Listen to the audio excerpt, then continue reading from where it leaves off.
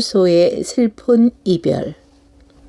아주 옛날 지금의 순천시 주안면 울룡마을에 가희라는 예쁜 아가씨가 살고 있었다.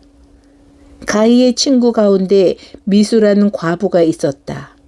미수는 16 나이에 근처 동네로 일찍 시집을 갔는데 시집 가자마자 신랑이 비명 횡사하는 바람에 쫓겨나다시피 친정에 돌아와 살고 있었다.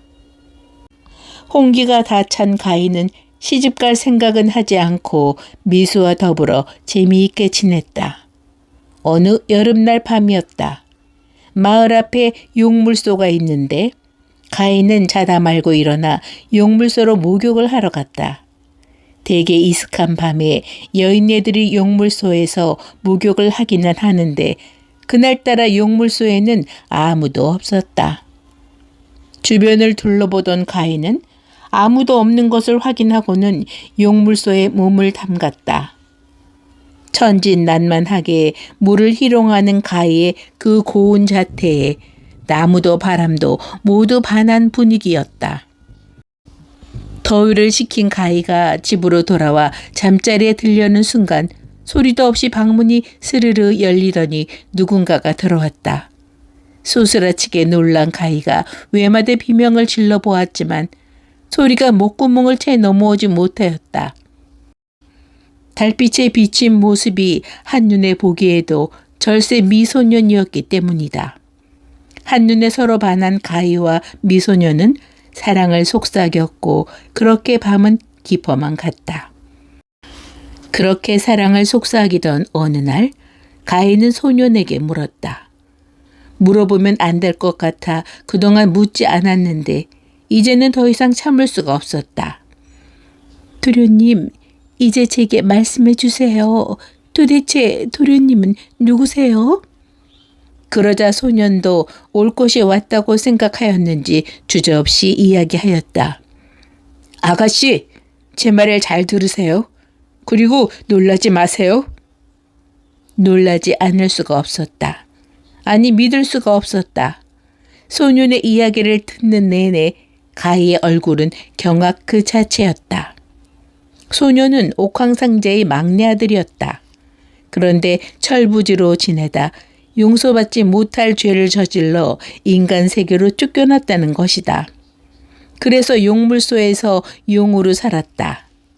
매일 참회하는 마음으로 천일을 기도하면 다시 승천할 수 있다는 조건이었다.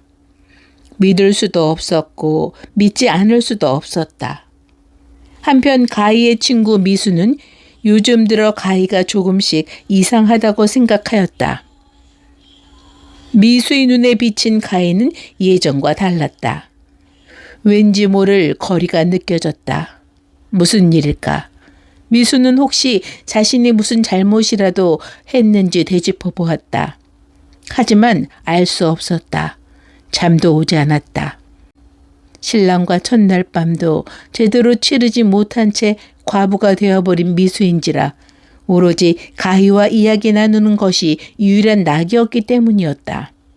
그러던 어느 날 소년이 가희에게 조심스럽게 말을 꺼냈다.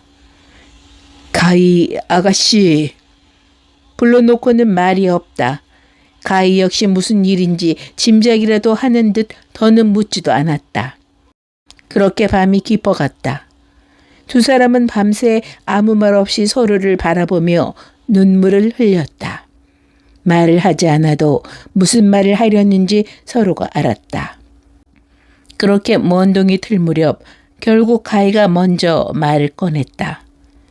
도련님, 영원히 잊지 않을 거예요. 하늘나라에서도 저를 잊지 말아주세요. 그리고는 두 사람은 용물소로 갔다. 동이 트기 직전 소녀는 승천해야 한다. 시간이 너무 빨리 흘렀다. 두 사람은 꼭 껴안고 떨어질 줄 몰랐다. 가희에게 도대체 무슨 일인지 직접 물어보기로 작심을 한 미수는 그날 밤 가희 집을 찾아갔다. 그런데 이게 웬일인가? 가희 방으로 웬 소년이 들어가는 것이 아닌가? 멀리서 보아도 훤칠한 미소년이었다. 그랬구나. 그래서 가희가 요즘 달라졌구나.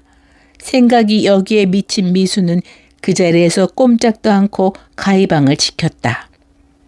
밤새 질투에 몸을 떨던 미수는 새벽녘이 되어서 갑자기 방문을 열고 나오는 두 사람 때문에 화들짝 놀라 몸을 숨겼다.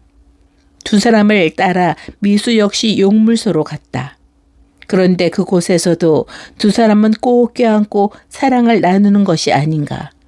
뛰쳐나가 회방을 놓고도 싶었지만 조금 더 지켜보기로 하였다. 마침내 소년이 용으로 변하여 승천을 하려고 하였다. 가희의 흐느끼는 소리와 용으로 변한 소년의 흐느낌 소리가 새벽 정적을 깨뜨리려 할 즈음 어디선가 외마대 비명 소리가 허공을 갈랐다. 소년이 갑자기 용으로 변하여 구름을 타고 승천하려 하자 미수가 너무도 놀라 소리를 지르고 만 것이다. 미수의 비명 소리에 부정을 탄 용은 그만 승천하지 못하고 떨어져 그 자리에서 바위가 되어버렸다. 친구의 비명 소리로 인하여 사랑하는 이를 잃은 가희는 마치 자신도 바위가 된 양 그 자리에서 꼼짝을 하지 못하였다. 한눈에 사태를 파악한 미수가 달려가 가희를 달래보았지만 가희의 깊어진 눈은 이미 가까이 하기엔 너무 멀었다. 결국 가희는 몇 날 며칠을 눈물로 지내다 그만 죽고 말았다. 그런 일이 있고 난 후부터 마을에 가뭄이 잦았다. 그래서 마을 사람들은 소년이 변한 바위를 용바위라 부르고 그 바위 앞에서 기우제를 지냈다. 그랬더니 신기하게도 비가 내렸다. 그것은 소년의 눈물이요 가희 아가씨의 눈물이었다.